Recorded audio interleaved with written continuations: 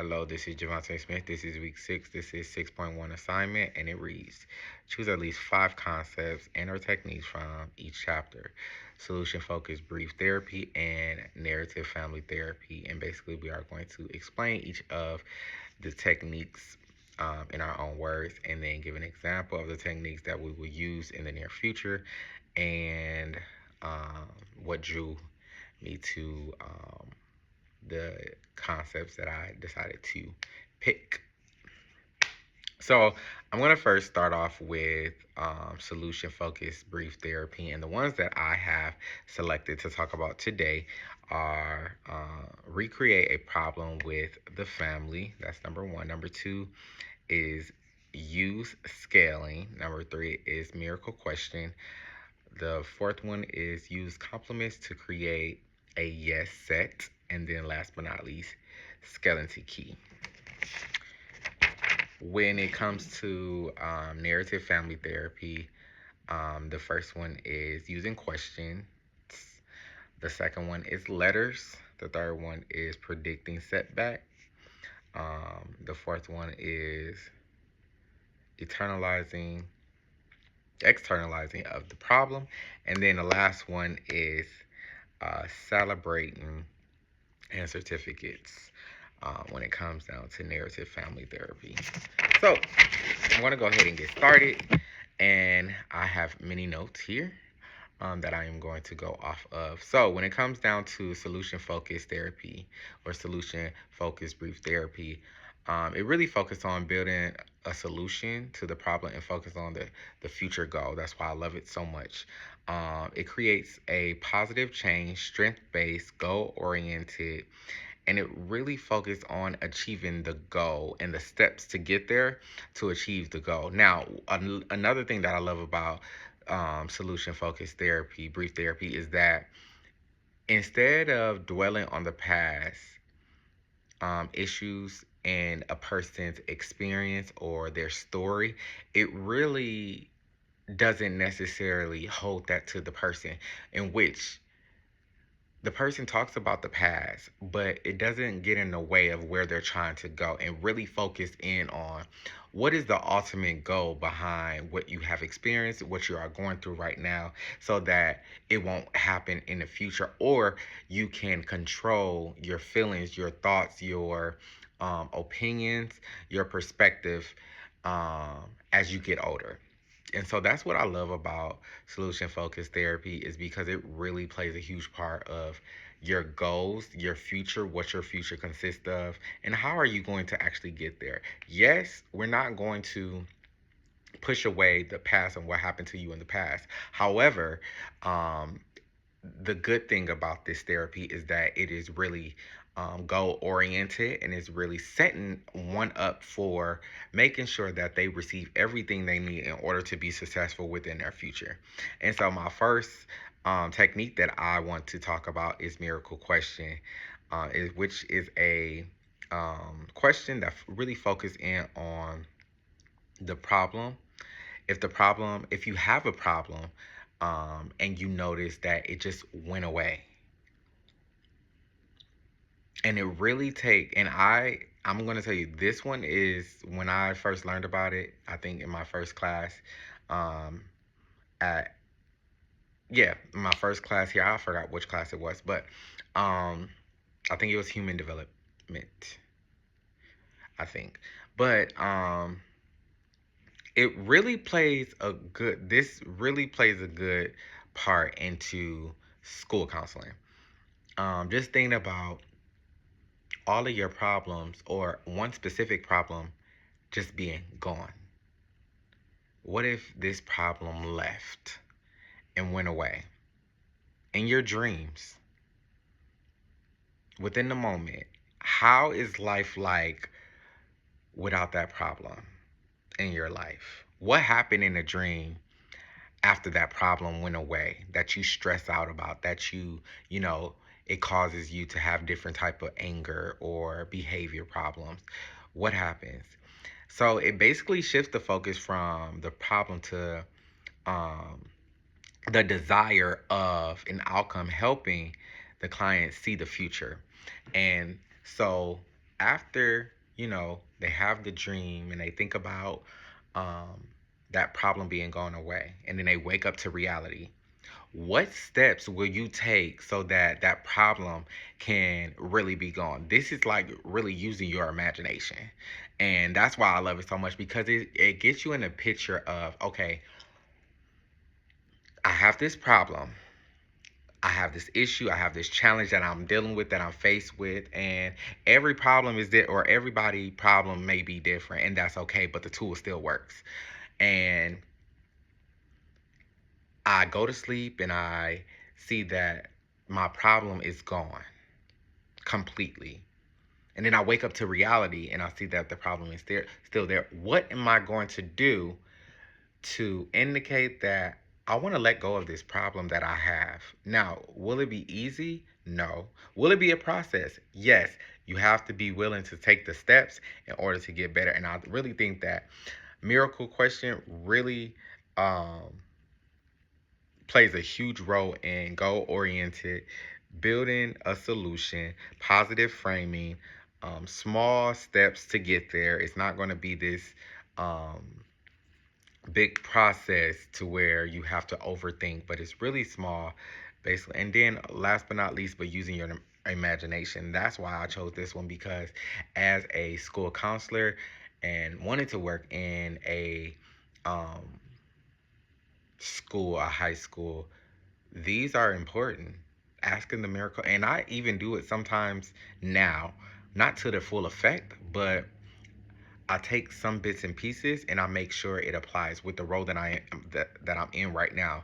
I literally have to take that role and really look at the bigger picture and say, okay, how can I get them to change their mindset in a way, but not so much that I'm taking over their mind, because I never want to do that. I want them to make their own decisions, but I want to be their stepping stone, or their stepping stool to make that decision. And so it is extremely important that you really understand that the miracle question is a life question in which you receive the proper help that you need in order to wash away that, not necessarily wash away, but um, get rid of that problem that you had. The second one. The second one is co-create a problem with family. I love this one because it really focuses in on collaboration. It identifies the issue that needs to be addressed, rather than have the counselor indicate the problem. All the family members are working together to solve the problem that they are having amongst each other. And it is great because this gives all family members the opportunity to participate and know the roles and responsibilities that each person plays. And this is super important when it comes to school counseling, because I'll be working with not only the client, the student that goes to the school, but also their family, because of course they have different situations and obstacles that they face within the family.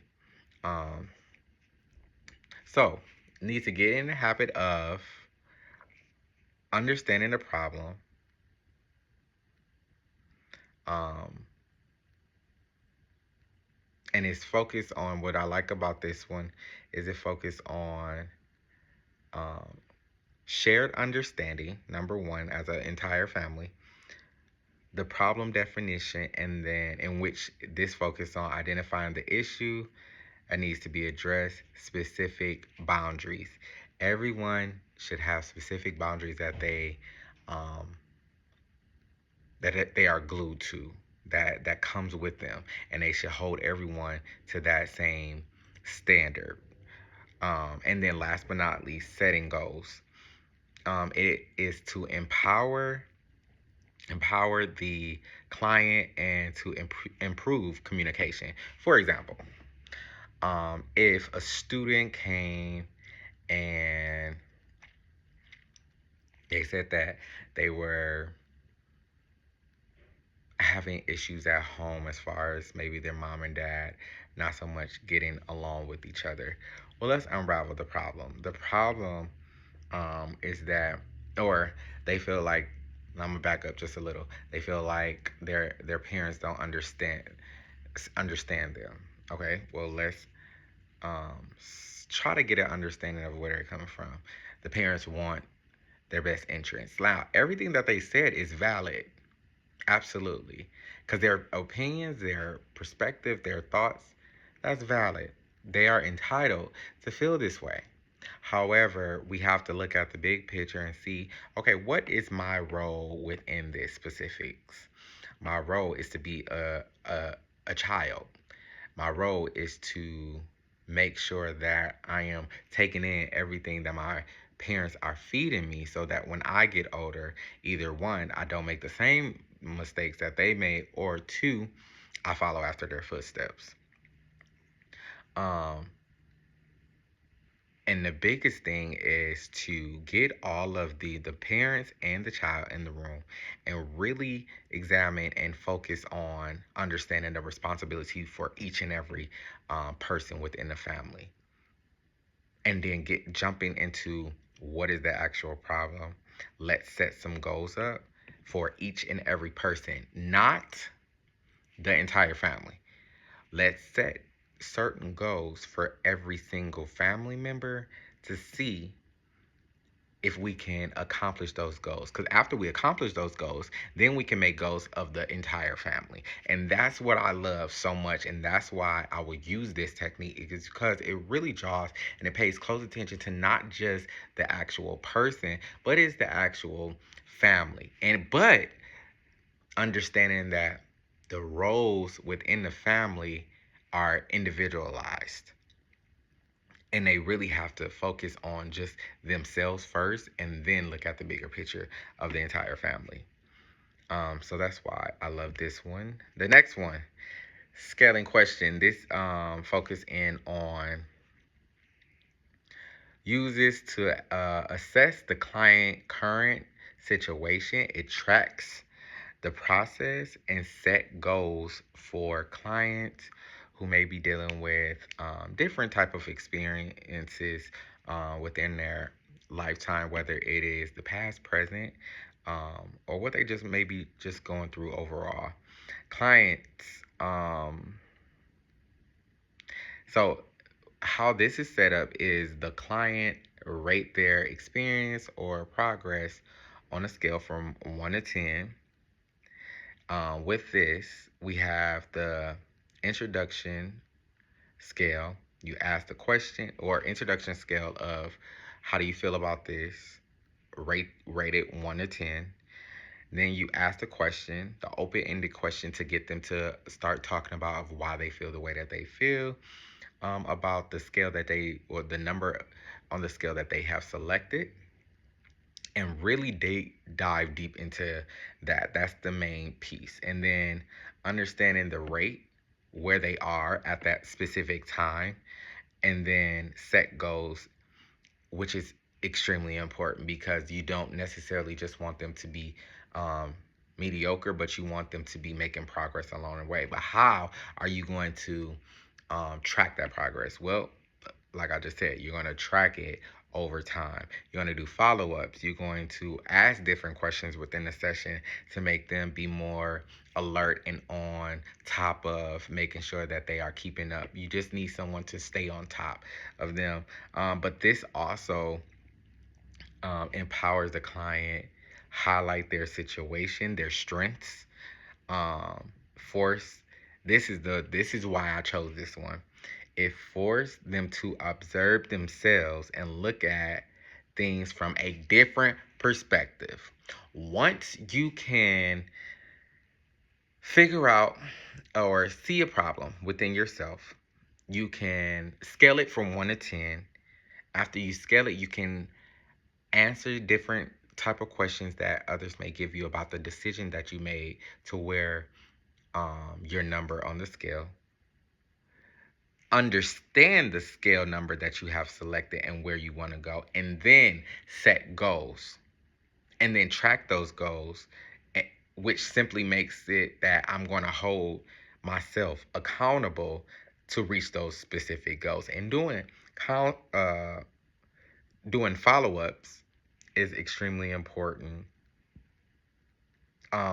Making sure that you're fully tapped in to really focus in on your desire to continue moving in the pathway of progression, and that comes with accomplishing the goals that is set behind it. So scale questioning is super effective, I think, because it really like balance out where you are within your problem or within your challenge on a scale from 1 to 10. When you really dig deep and look at your situation and say, okay, I'm going through this, I have this specific situation, I'm going to say,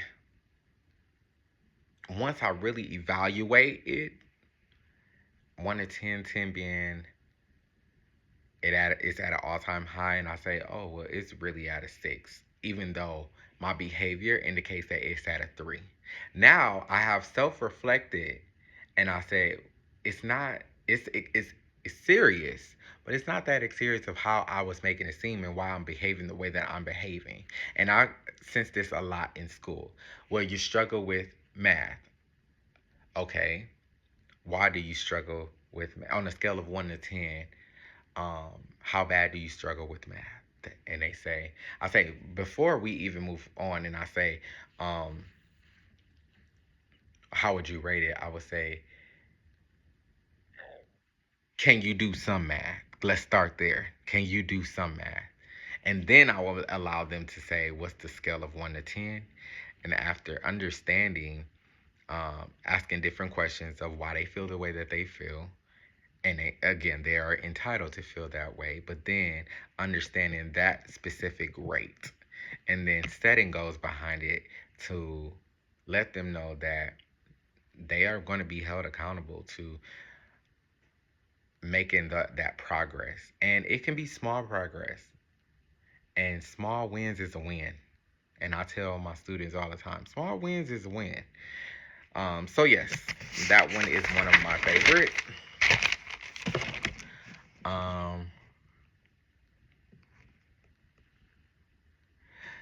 The next one, number 4, is use compliments to create a yes set. As written messages designed to praise a family for the strength and build a yes set within it. Positive statements with all family members on something they have agreed to and they completed. This is extremely important because oftentimes different family members, they come to therapy, they get the therapy that they need, but there is no compliments or actual positive praise. That's what the word I'm looking for. Positive praise behind it.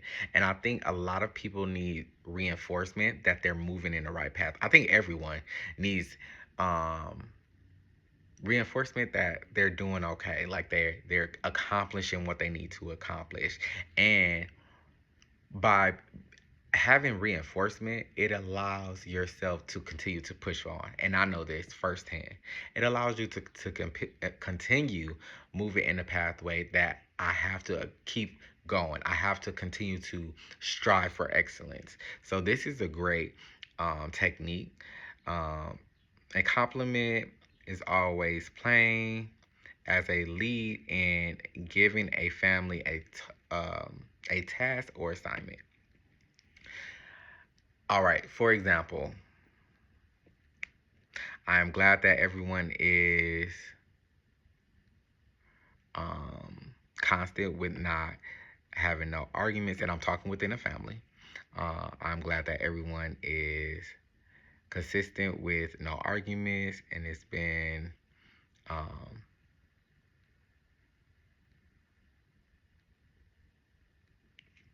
no, actually, let's back up because I just got lost. So my example is, I'm glad that everyone is consistent with no agreements on any arguments, which has always been at the center of their conversation, meaning everyone has been understanding. and understand their responsibilities within the family, and being very cautious about how they contribute to the next person within situations. Now, on the flip side, I'm challenging them. So I appreciated what they have done thus far, but now I am going to take it up a notch and I'm going to say, uh, I understand that many people are probably not acting like themselves because they are walking on eggshells because they don't want to have any disagreements. But my challenge would be, without walking on eggshells, try to have a disagreement, or have a small fit or argument, and see what it's like for you to take the high road. Because again, we want to be realistic when it comes to a lot of the techniques. We don't want to make it seem like everything is just going to be washed away once we develop these different techniques, and then everything is just going to be great. No, you're going to run into different challenges. You're still going to run into different obstacles. But what are the tools that you can take in order to get better? In this particular case, okay, I'm not going to walk on eggshells anymore. I'm going to be my authentic self. However, I'm going to be mindful that once we have a disagreement, I don't ever want it to be where we once started. We can only move forward. And uh that's what this technique is. And I love this one as well. The next one is skeleton keys. Will help family unlock many of the problems that they are faced with or challenged with at a whole. Excuse me. As a whole, even though this caused for the problem to be difficult, to come up with a solution, it shouldn't be. Uh, no, let me back up. I want to say this right because I got this out the book. Even though, even though the cause of the problem is difficult, the solution shouldn't be. Once everyone understands the role that they play, once everyone develop their responsibility within their family, I think that a lot of times things begin to fall in place. So, because that challenge or that problem was so difficult, once you do a self reflection and understand who you are and what responsibility you serve within your family, you won't have the right to try to maneuver over into someone else. That means that the solution is easier than the problem. Clients identify their strengths and use different resources to overcome questioning, such as they use the techniques of questioning, scale factor questioning, miracle questioning, reframing ideas, and affirmation. These are some of the tools that are used when skeleton keys, when it comes to skeleton keys. But what I love about it the most is that after you figure out that the problem is huge, but the solution is not that hard to figure out. I think a lot of problems that you encounter with, whether it's family, friends, or associates, or people that you just talk to, it will be an easier process out because you have different type of techniques that you can use, whether it's what I just said, questioning, scale questioning, miracle questioning, reframing questioning. All of these you could use within.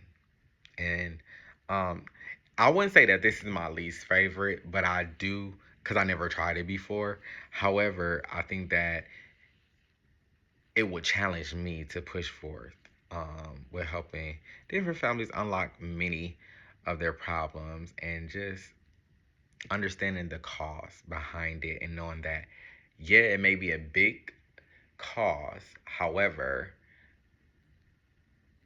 your solution behind it is, and it starts within your mindset. And that's why I chose this one, because it starts within you. A lot of the ones that I selected because they have a solution that's brief, that's really brief.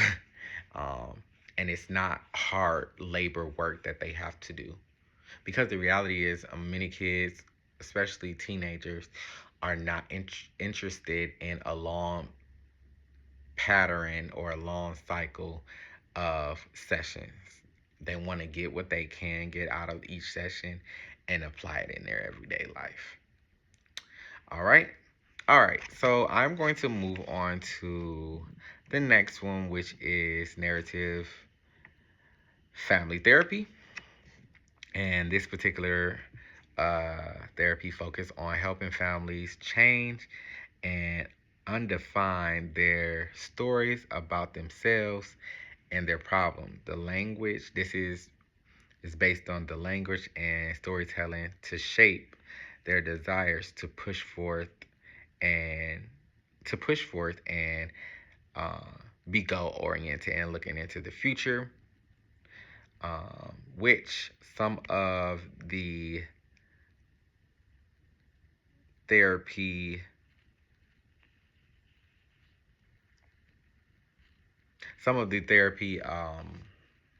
techniques or skills really focus in on externalization, um,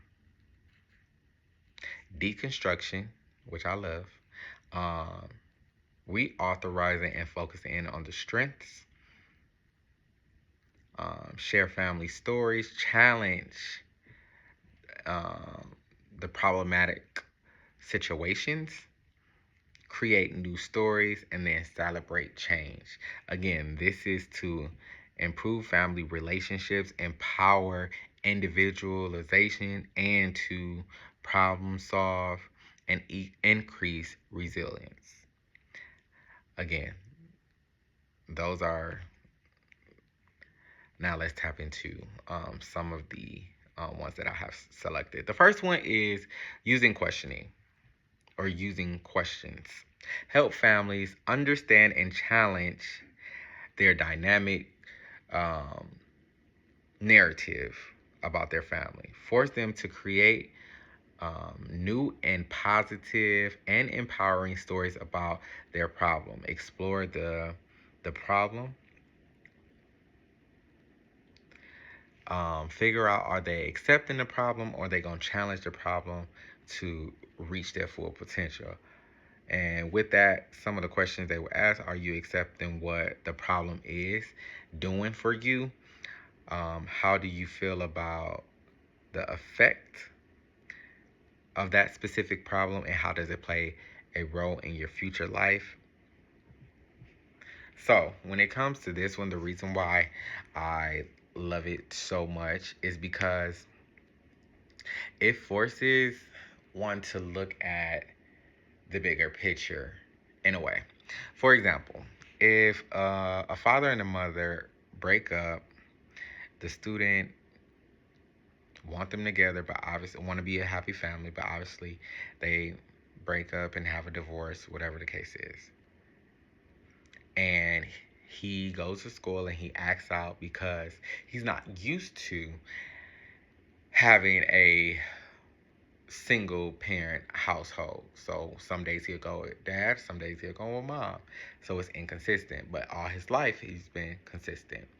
What the counselor would do is we would identify those specifics. However, we'll make him look at the bigger picture, such as you have both parents. Yeah, it may not be what you want, because again, like certain situations occur that we can't control. However, when you look at the bigger picture and you look at the behavior that you display, and then you look at others, and I don't even want to compare others. So you look at your situation, you still have two parents that are active in your life. And that's what I want him or want them to see. That there's a bigger picture outside of what you're looking at and looking into. What is the positive? Let's change your situation or the narrative of your situation into something positive. Yeah, your parents are not together, but you have two parents. Yeah, your parents had disagreements and fallouts and arguments and all of this, but they're both at peace and you are at peace as well because you don't have to hear them arguing back and forth all the time. So just getting the client to see the bigger picture and turning that narrative, that sour narrative into um, positive, but understanding that there's still a problem there that has to get addressed. But changing that narrative into something positive is what um, is important. Letters. The next one is letters. Help um, externalize problems, writing to individuals who have hurt them or has unresolved feelings behind them, writing to their future self and for encouragement. I love this one. I do this all the time.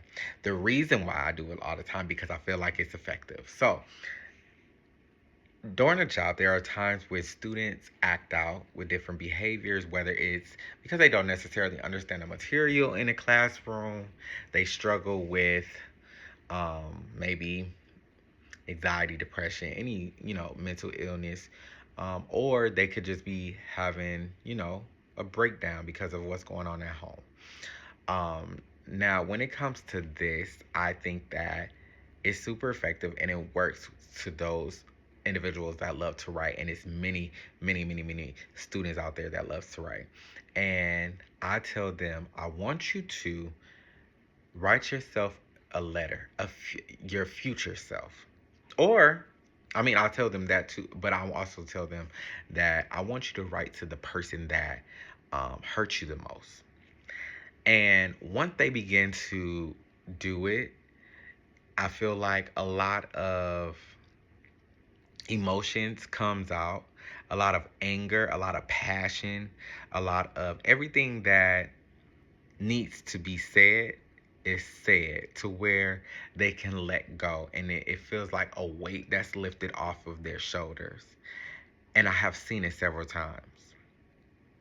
And it also helps them to explore the problem and have a different mindset of trying to figure out a outcome or a solution or goals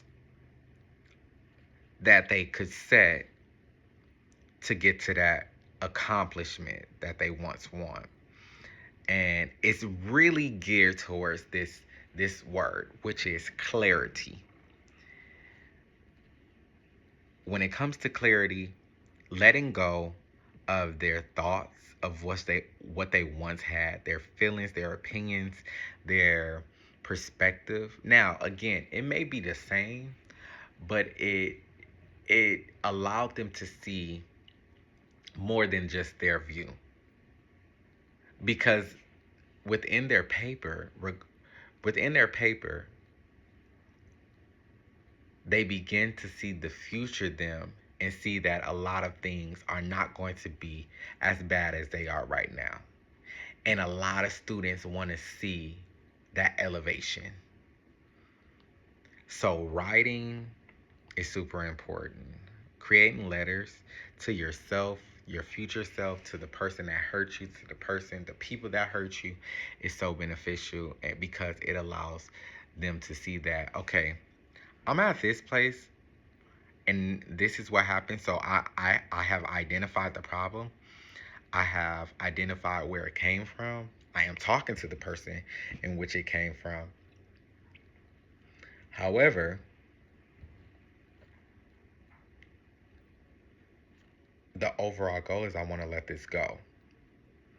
By letting this go, I have to apply myself to hold myself accountable, and I also have to make sure that I am building myself up with doing the necessary steps, creating steps to where I can accomplish this. it provides a better understanding within yourself that you can move forward regardless of where you've been. And again, it might be hard, but you can move forward. um I have an example. So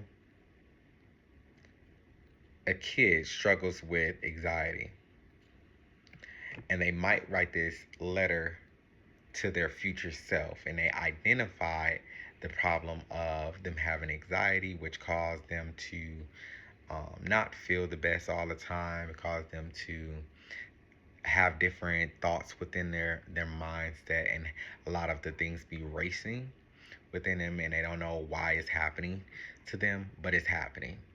So their future self, or in their future letter, they will identify, what takes place with their anxiety, um, how it came about, what steps they are going to use in order to come out of that anxiety. Now, you might not fully come out of that anxiety, but the the triggers that seem to occur might get a little lighter because you know what triggers you. Um, and really set goals so that they can accomplish it within a specific time frame. This is also kind of correlating to the other one, which is externalizing the whole entire problem. And not just that, but changing the narrative from one idea or mindset to the opposite. So I'm gonna tell my future self, I might be going through this right now, but my future self is coming out of this. It's not gonna be. It's not gonna be the same, at least. There's gonna be progress made. And I love doing this with the students at school because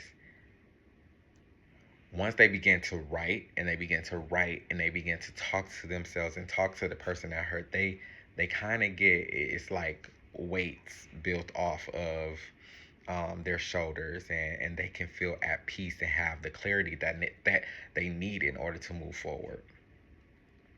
The next one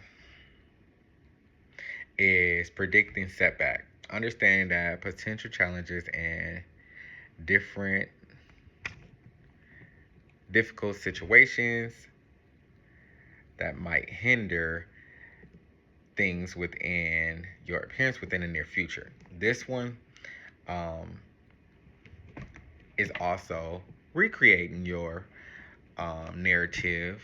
Now, understanding that once you recreate your narrative, there are going to be challenges that come your way, and you are to be ready for whatever challenge come in um, to break you from trying to hit your goal. Now, the road to recovery is not going to be easy.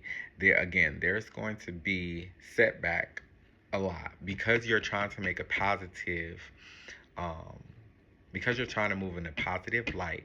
There are going to be distractions that get in the way and be a hindrance to your life, and it's up to you to not allow those specific setbacks take you all the way back.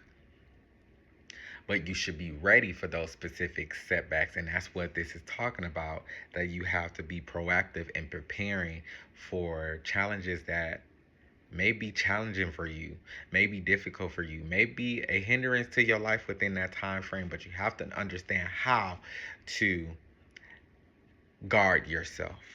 Guard yourself to the point where, okay, I just been knocked backwards just a little bit. However, I'm not going to go as far back as possible. For example, a student um, went to school and not getting the best of grades, behavior wise is a little negative in the classroom because he likes to distract himself from actually learning because he doesn't really understand the material.